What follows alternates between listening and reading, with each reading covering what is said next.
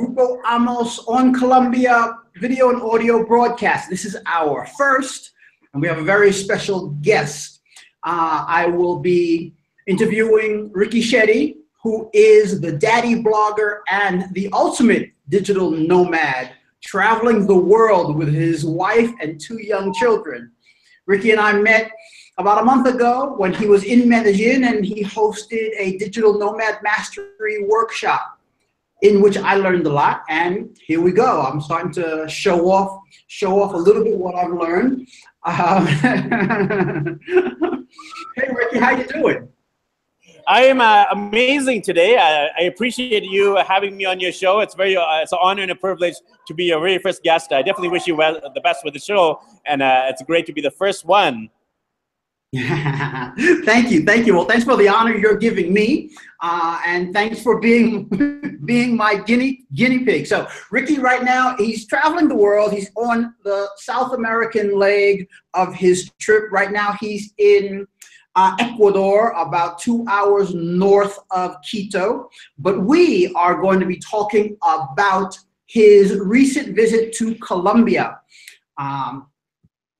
Ricky was in Colombia, and as you know, GrupoAmos on Colombia provides a 360-degree view of Colombia, Colombians, and the folks that are passing through, like me and like Ricky. So Ricky, let's get right into it. You recently spent a month traveling around Colombia.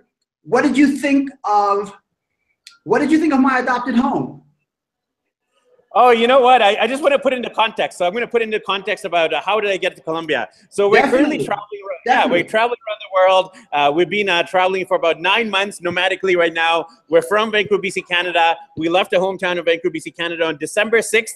2016, and it's almost 9 months to the day where we're celebrating our dream day, which was when we made our dreams come true to travel the world. So far, we've been to 70 countries on 6 continents, and this is continent number 6. This is my first time ever in South America. The only continent left to go is obviously Antarctica, and we definitely want to go there. So in terms of our trip here in South America, we first flew into Sao Paulo, Brazil, and then from Brazil we went up north into French Guiana, Suriname, and then Guyana. And then from Guyana, we couldn't cross overland into Venezuela because of the political situation. So we ended up flying from Guyana into Trinidad and Tobago, into Panama, and then into Colombia. We flew into beautiful Bogota, and then we spent a month there, like you said. And I can definitely cover a lot more about Colombia in terms of what I liked, what I didn't like, what was our favorite sightseeing attractions, etc. But overall, I absolutely love Colombia, and so far, it's actually been my favorite country in all of South America. So that's saying a lot, because our goal is actually to visit every country in South America, and so far we've been to 9 countries. We only have 4 more to go, and by December of this year, we'll have covered every single country in South America. Wow, that's impressive. That's impressive. Okay, so give me some detail on Colombia. Where did you go?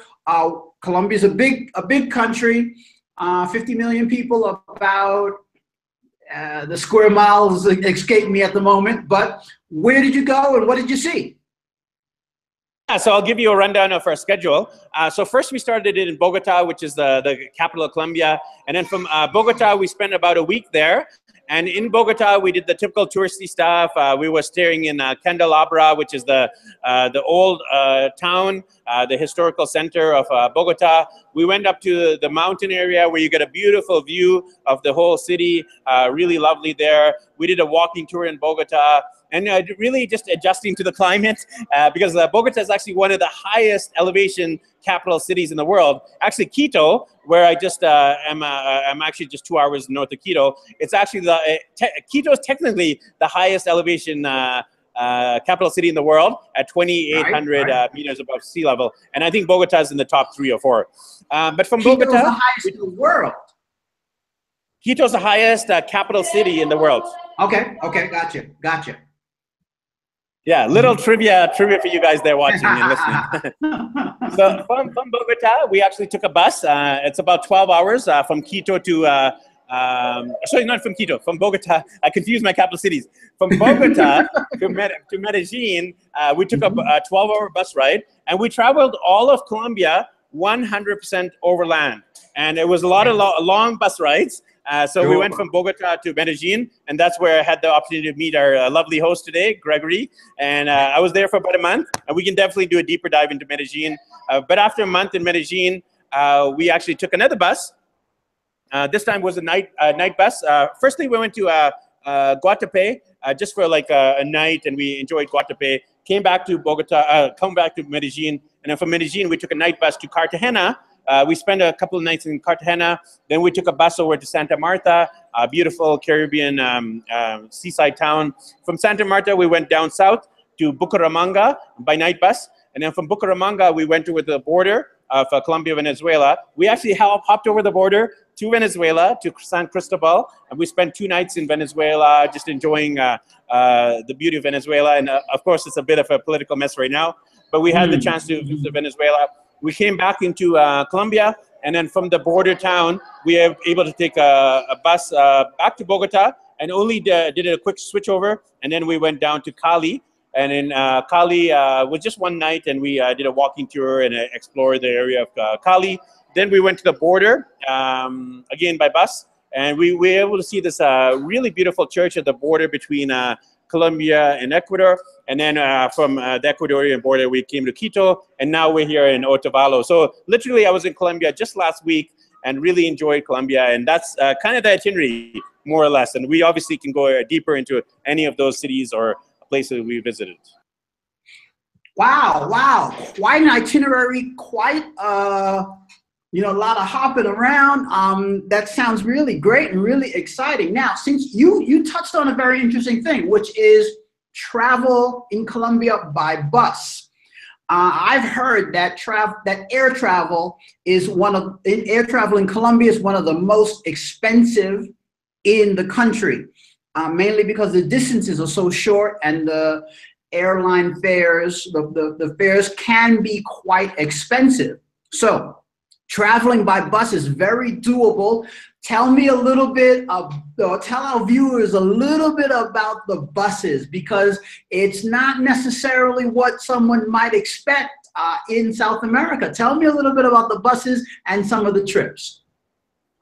Yeah, so if you're coming to Colombia, you got to make a decision on how you're going to explore the country. Because like you said at the beginning of the interview, it is quite a large country. To go from a city in the south to the city in the north, it's literally a day of travel.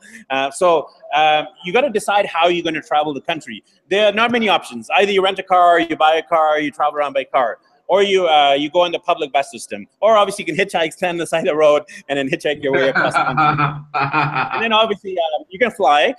The flights domestically are very cheap. I don't mind flying, but I like traveling overland. I feel I get a lot better understanding of the country when I travel fully overland. And obviously you can save money by traveling on buses. Also, when you're doing night buses, you actually save on your accommodation as well. And it's just a great way of understanding the local culture, because the locals, they're mostly traveling on buses. So when I'm sitting on a bus, I'm actually just observing and seeing how people interact and connect. It's very interesting when you're sitting on the buses, because this doesn't happen in Canada, the US, where you and I are from, but people come in and rush and sell you everything under the sun, everything from like snacks and food and drinks and toys and gadgets and everything. So they'll come on the bus and try to sell you stuff. But in terms of the buses, I was actually quite surprised how nice the buses were. They were super comfortable. They have reclining seats. Even some of the buses have little mini TV screens, kind of like on a flight. And on the little TV screen, you can do multiple things, including access the internet, including watch your favorite movies or TV shows, including playing games. So I'm traveling with my kids, and my kids were able to play Angry Birds, and that kept them busy for a long, long, long time. And a lot of the buses actually have Wi-Fi. So as a digital nomad, I do a lot of my work online. And when I'm sitting on the buses, I'm actually able to get work done. So it's literally my little office on wheels. Because when you're traveling, it's a little bit hard to get work done when you're sightseeing and all. But on the buses, when you have nothing else to do, there's no distractions, and you basically sitting in one place, you actually get productive and you get stuff done. So those are some of the highlights of the bus journey. You get to see the country, connect with the locals, and actually get work stuff done as well. And maybe watch your favorite movie too. That sounds good. Yeah, I traveled a few places by bus.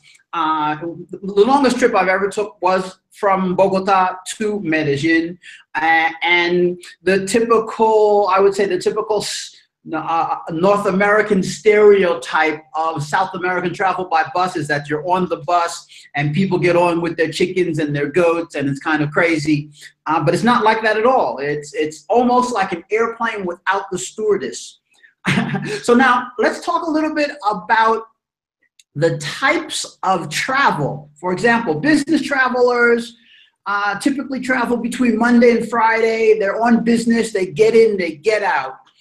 Tourists are traveling on vacation, so they go for however long and they play. Now, you are traveling full-time with your family. So talk to me a little bit about how you balance work and travel and family.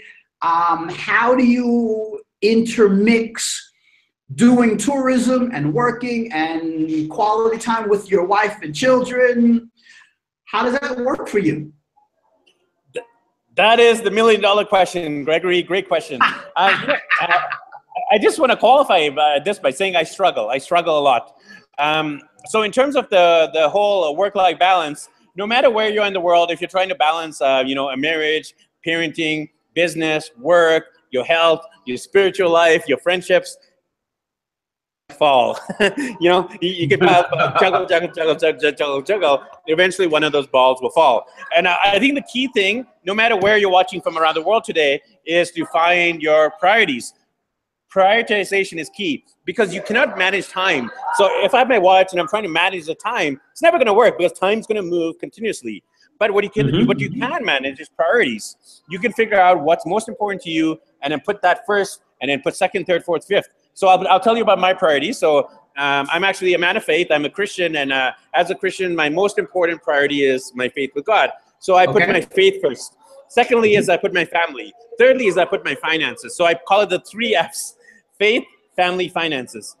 So in terms of, 3 Fs, faith, family, finances. So I always put family above finances. A lot of men struggle with this because we tend to be work-oriented, or career-oriented, or money-oriented. So we're task-oriented. We try to work to be the provider, protector for our families. But what happens is we're working so hard, but the very people that we're providing for get neglected. And this is a tricky conundrum because we want to be the best providers, protectors, but unfortunately we work so hard that we don't spend the quality time with our wife and kids or with our spouses and kids or girlfriend and kids. And we end up losing what we're providing and what we're protecting. You said it better than I could, and this happens to men around the world. They get divorced, they go into depression, they become workaholics, and hey, guilty as charged. I want to wave my white flag here. I've definitely struggled with that, where I work so hard, and my kids are trying to talk to me, and I'm like, go away, I'm trying to focus. Please leave me alone. Or later. And then my kids are so used to saying, "Daddy," the palm up. And I'm working on this a lot. I mean, I'm putting away my technology. I'm putting aside time for date nights with my wife and date nights with each of my kids individually, and just quality time in the park with my kids. Like yesterday, I was here in Otavalo in the market, and the beautiful thing is when you're traveling, Gregory, is you don't have Wi-Fi, or you don't have data when you're traveling, so you don't have the opportunity to get a notification, check your emails, right? So I was just enjoying the market here in Otavalo in Ecuador, and then I was in the park actually just yesterday, the playground. So how do I find my work-life balance and kind of my structure for the day? So since I prioritize those 3 things, what I do is I usually, when I wake up, obviously quality time with the family, have our breakfast. Then I get stuff work done. Like right now, it's about just past 11 a.m., working from 11 till about 1. Then from 1 till about 5, we do our sightseeing, maybe walking around the town, enjoying the town culture. And then, after around the sunset mark, we'll have dinner. I'll come back to our hotel or guest house or Airbnb, hostel, and then I'll actually get some work done as well in the evening. So my typical work day includes like a morning shift and then an afternoon break and then an evening shift of work. And I'm actually more of a night owl, Gregory, and I end up getting a lot of my work done at night. So for you who you're watching, you got to figure out when is your optimal working time. Is it the morning? And if you have a family, maybe you can wake up before your kids and wife wake up and get stuff done. Or for me, I'm a night owl, so I can actually work after my kiddos go to sleep and get stuff done there. So you just have to put stuff in your calendar, stick to your schedule, and also make sure that you don't overwork yourself, and make time to enjoy the cities you're in as well, and find the balance. Because in Medellin, I wasn't sightseeing as much. I was working. Okay. You know, doing the workshop that you attended. I was speaking a lot in Medellin. I was doing my online, businesses as well. But when I was in Cartagena, Santa Marta, Cali, I was actually sightseeing almost most of the time, right? Because I was there for a shorter time. Okay. So that's kind of another little tip here. Find a base like Medellin or Quito or Lima or Buenos Aires if you're in South America. Find a base, get your work done, and then sightsee on the weekends or sightsee on your days off. And then sometimes you're doing more slow travel, where like I was 1 month in a place, and then sometimes I'm doing faster travel, where it's like 1 or 2 or 3 days. So those are some tips for work-life balance and finding time to get stuff done while in the midst of your travels. Excellent, excellent, great information. Okay, I want to stay with family just for a minute, and then we're going to get back into some of the details about Colombia. Just out of curiosity, what does your wife do? Is she also a digital nomad? How does that fit? How does her career fit into your career? Yeah, this is a great question. I'll give you kind of a backstory. So me and my wife were both working parents back in Vancouver, BC, Canada, where we're both from. She was working in IT with Best Buy, and I was working in event production. And I wasn't happy. I was a domesticated dad doing my event production. So what I had these long conversations with my wife was like, hey, I want to travel and I'm not happy here. And she's like, I know, Ricky, you're normally you're a super sociable guy, but lately you've been down and you haven't been talking as much to your friends. You've been watching Netflix too much. So I was feeling very down in Vancouver, just because of the rain, the cold, the lack of variety, the lack of travel. So after talking with my wife a lot, we made a decision to actually leave Vancouver. We sold a house and a car and a technology and our gadgets and everything. We started traveling in December, like I mentioned. And my wife was actually on maternity leave for 1 year because we had a third child, Renzo. And during the mat leave, she was actually still getting paid. And the beautiful thing about mat leave is you get paid while you're on mat leave. And for the first 2 kids, she was back in our, just at home and taking care of the kids. For a third kid, we actually traveled with her, with our son Renzo. And then she actually had to go back temporarily to Vancouver to finish off her work contract. And then in terms of the future, we're still trying to figure it out. Because she works in IT, she's able to do some of it remotely. And with me, I'm working online. And we're still trying to figure out what we're going to do long term, Gregory. But for the moment, she's thinking of getting a remote job in IT that will allow her to also make her income. Because me alone, my income, it's hard to support a family of 5, a wife and 3 kids. So okay. So we're kind of in this decision-making stage about where we're going to settle. We might actually settle in a place like Mexico and travel Central America, or a place like Dubai and travel the Middle East, or maybe Cape Town and travel to Africa. So things are still up in the air, but until at least December, we're going to be traveling South America. And then from between now and December, we're going to make that decision on what we're going to do from January onwards. Well, you sound like you have a very exciting life, lots of challenges and excitements to come. And I learned a little more about you because I only thought you had 2 kids who I met at the Medellin Digital Nomad Mastery Workshop, and now there's a third one waiting in the wings. Wow. So now let me ask you this, getting back to some of the details of Colombia and travel. Lots of folks that I've encountered that have not experienced Colombia are a little fearful. They're like, oh, it's dangerous. Oh. Now, so I imagine, especially for you, traveling with your family, that safety is a very important consideration. So tell me, how safe did you feel in Colombia? I felt incredibly safe. The reputation of Colombia is unfortunately a negative one because of the past with the drugs and the gang violence and the cartels, and obviously through movies, the media, Netflix, Narcos. Exactly. Yeah. I hate it. Yeah, you know, like before I came to Colombia, I didn't know much about Colombia. I just knew about Pablo Escobar. I knew they had a bad history of violence, and I was curious. I was actually a little bit scared. I was like, okay, is it going to be dangerous? Are there going to be gangs everywhere? And when we got to Bogota and Medellin and Cartagena and Cali and Santa Marta, at the end of the day, these are just regular, everyday towns and cities with problems. Exactly. I mean, every city and town in the world has problems. New York City, where you're from, Vancouver, BC, Canada, where I'm from, no matter where you're watching from today, you probably have problems in your hometown. And Colombia has problems too. Just last year, I mean, obviously you know this, Gregory, but they achieved a peace process, and now the cities and country is much more safe. Obviously, there are pockets of areas where you should avoid. Even in Medellin, there's probably some areas where you should avoid. But I actually went to Comuna 13, Comuna 13, which was actually one of the most dangerous areas in Medellin, in Colombia. And now it's revitalized. There's graffiti tours, and there's like hip hop and music and so much life and energy and vitality. So I felt very, very, very safe. You know, we try to stay to the areas that are more touristy. We try to avoid walking around too much at night. We don't show our expensive stuff like our watches or jewelry. We don't even have a DSLR. We just have our smartphone. We don't walk around with maps. We don't speak English too loud when we're in public. If we see an area where it's a little bit deserted or quiet, we'll look for area with people. So as long as you're with people surrounding you, you're very safe. There are like occasional muggings and robberies just because it is a poor country. And when they see a foreigner, they're like, money, money, money, right? That happens everywhere around the world. So you do have to take your precautions, the things I mentioned. But overall, it's very safe for families. You know, I'm a big advocate and I'm a big ambassador for tourism to Colombia for families because it is such a family-friendly country.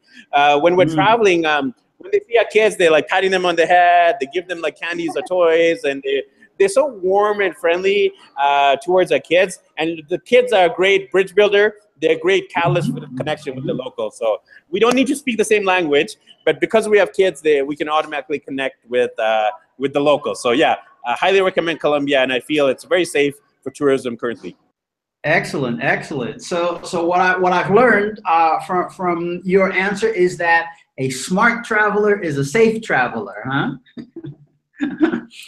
Okay, now tell me, you went to you in Bogota, Medellin, Guatapé, which is a small town 2 hours east or west of Medellin. I forget which right at the moment. Cartagena. Tell me, and Santa Marta as well. Those are very diverse places in Colombia. Tell me about some of the biggest differences between those places that impacted you as you went from place to place. Well, this is the thing. Colombia is a country of diversity. You know, when you get into Bogota, it's actually high up in the Andes, as we mentioned earlier, and it's freezing. You know, I was actually wearing my jacket, and I was walking around the town, and I was like, oh man, this feels like Vancouver, BC, Canada, where I'm from. So Bogota is super cold. And then when you get to Medellin, it's called the city of eternal spring. And you can walk around with a t-shirt and shorts pretty much the whole year round. And that's one of the things I love about Medellin, because it's the perfect climate, you know. It's not too hot, not too cold, but it's just right. Kind of like the Goldilocks and the Three Bears story. There you go. There you go. And then when I went up to like Cartagena and Santa Marta, it was scorching hot. You know, I was sweating bullets. I'd have to change my shirt. I'd have to take a shower maybe a couple times a day. And it was actually too hot to walk around sometimes because it's in the Caribbean coast, and you know, it's kind of like sea level, so it's much hotter. Okay. And obviously, like the Caribbean coast is very different than the valley of Medellin or the Andes, you know, of like Bogota, right? So you have the mountains, you have the valleys, you have the sea, you have the ocean, and Colombia is actually very unique. It is the only country in all of South America that has two oceans, the Pacific and the Atlantic, that they meet up. So that's a very unique part of Colombia. And you know, obviously, if you're into like sea sports or ocean sports, you can do that. If you're into trekking or hiking, you can do that. If you're just into enjoying and relaxing, you can do that. So Colombia is definitely a country of diversity, and I particularly love the Medellin area just because of the climate and the people, and that's why I stayed there longer. But for people who are more into like the Caribbean lifestyle, they can do that. And you know, there's a lot to do. And even a month wasn't enough for to see the whole country well. Yeah. You know, I've traveled quite a bit. I never call myself a tourist, and my style of traveling is to go someplace and stay there for months, 6 months. And I have a tendency not to do touristy things, but more, I love to meet people, talk with them, and learn the life of the locals. That's a little bit about my travel style. So here's another question for you. What's your most memorable experience about your time in Colombia? And if you can, what's your favorite spot? What was your favorite place here while you were here?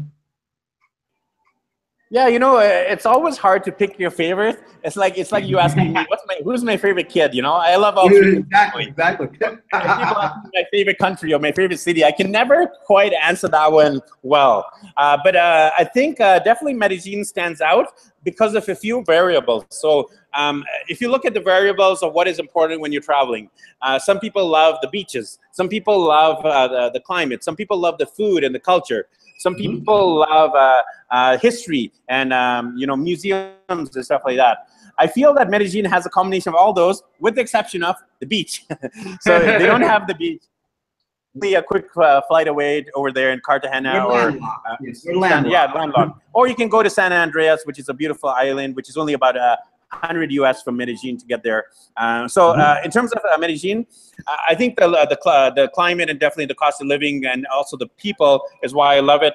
I did a lot in Medellin in terms of tourism. I did the typical touristy stuff. You know, I went to the little hill town area called the Pueblito Paisa, which is Pueblito Paisa. Yes, thank you for correcting my Spanish. It is a small town, which is a reiteration of a kind of like a Colombian town. They built it up on the hill, and you can actually oversee all of Medellin from there. Beautiful views. I actually did all 3 cable cars as well. There's actually 3. By the way, Medellin has the only cable car, the only metro system in the whole country currently, and they also have 3 cable cars. So we did all 3. We went to the first one, Park Arvri. And it's a beautiful area there with lakes, and you can ride on, you know, a rowboat or canoe or kayak on the lake there. They have a market up when you finish the cable car. There's a market there. We can try authentic food. We did the other 2 cable cars as well, but those ones we actually didn't even get off because they actually warned us that it's a little bit dicey or dodgy in the area, so don't get off. But we did the whole loop. So we did all 3 cable cars. And the beautiful thing is the metro system is connected to the cable car system. So it's only 80 cents, I repeat, only 80 cents to do both the metro and the cable car return if you don't get off. So for 80 cents, we were able to get on the metro. We did the streetcar as well. Then we went up to the cable car around sunset, so we got a beautiful sunset view, both in the day and the night. And then we came back, and we only paid 80 cents, so super, super cheap. And then we did a walking tour. I highly recommend doing a walking tour of all the cities. We did a walking tour in Medellin, in Bogota, in Cartagena, and in Cali. But the Medellin walking tour is about 4 hours. So make sure you have good walking shoes and some sunscreen. And then you can really get a good feel of the whole historic area of Medellin. And then we did, you know, the Botero sculpture area.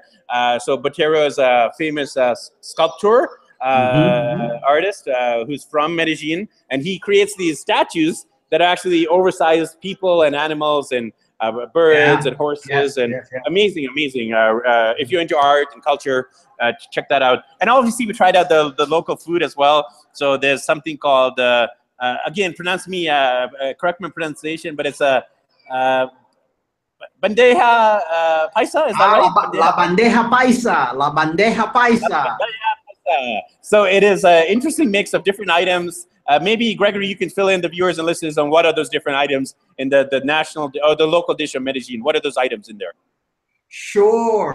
La bandeja paisa is a typical Colombian food in Medellin. You typically get a big plate, and it has rice and beans, sausage, ground beef, and a fried egg, and a plátano on the side, with a little bit of salad. And what they also have is typically a piece of chicharrón, which is kind of like pork skin fried. Tastes great. I can't eat it. I love it, but it doesn't love me.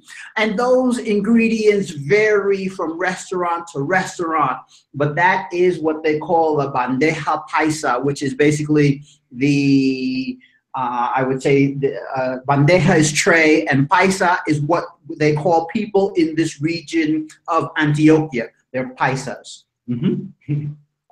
Yeah, so definitely, trying out the local food was a highlight. And then I would say Guatapé was one of my favorite places because it was something I didn't even know anything about Guatapé before I came to Colombia. And then when I got to Medellin, everyone's like, go to Guatapé, go to Guatapé. I'm like, what is it? What is Guatapé? So I started researching online, and I was like, oh, this looks pretty interesting. It's kind of like Sugarloaf Mountain. If you've been to Rio de Janeiro, it's a mountain that looks kind of like this, kind of like a vertical rock. And you have to climb up 600 steps, so 600 steps up. And then from the top, you get an incredible view of the lake or the series of lakes. And it's a gorgeous view.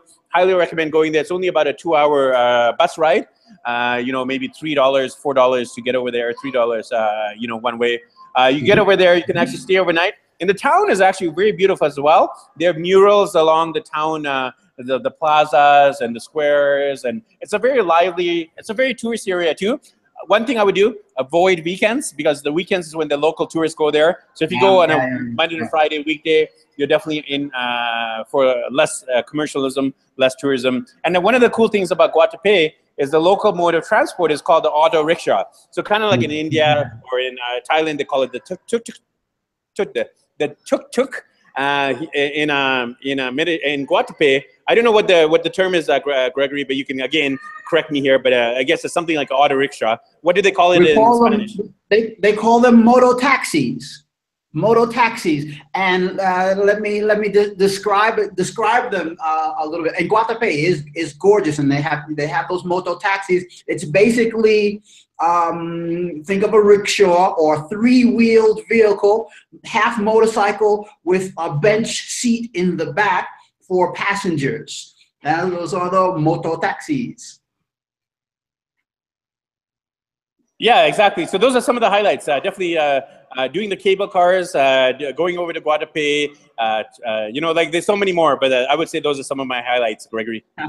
Excellent, excellent. And just to embellish a little bit, Guatapé is beautiful. It's an area of man-made dams and lagoons. So you climb up the 600, I think it might be 639 or 739 steps up the Piedra del Peñol, and you get a spectacular view of this entire man-made dam lake system.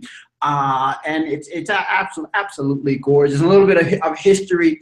Guatapé is one of the places where Pablo Escobar had a house, and he had a tunnel network, and he might have actually, one of the houses he had there was attacked once, and I think he escaped through a tunnel. But anyway, a lot of Guatapé exists because Pablo Escobar lived there and funneled a lot of money into that area. And now it's frequently billed as one of the most colorful towns in Colombia. Absolutely gorgeous, absolutely gorgeous. So, okay, Ricky, let me just wrap up with something about a little more detail about what you do. You are the daddy blogger. You world school your kids, and you help folks with mastering their digital nomadic lives. So tell me a little bit about the daddy blogging, and also tell us how we can connect with you if we want more information on, raising kids in the world, and also becoming more expert at living our lives nomadically. I would be happy to do that, Gregory.